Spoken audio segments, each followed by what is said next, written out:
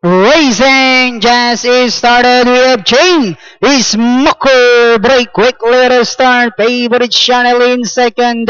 Newton's Gull is racing in third. No. Iana, then moving apart the outside is Boya. Yacht spread in between horses. Divine the Grace while one direction is the early trailer by about 10 lengths of the leader. Racing down the backstretch. We have Chain. Smoker enjoying a 2 lengths lead. Newton's Girl in second. Favorite Chanel is racing in third. No Yana na Winport Boyayot's Pride Divine the Grace while One Direction is still racing in less. Inside the tres octavo we have Chain. Smoker enjoying a 4 lengths lead.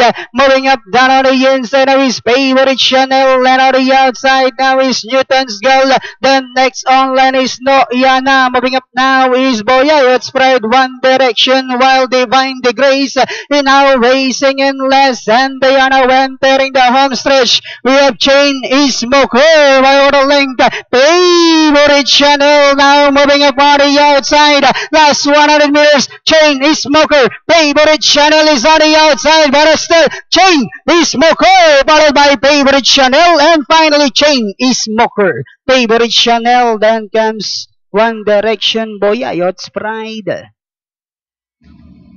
Banderang tapos para dito sa ating race number 6, numero 5, yan po si Chain Smoker with R.O. Jr. Masasegundo yung numero 2 na si Favorite Chanel. Tercero, yung 5A One Direction, pero papasok para sa inyong trifecta numero 4, Boyayot's Pride, at yung inyong quartet numero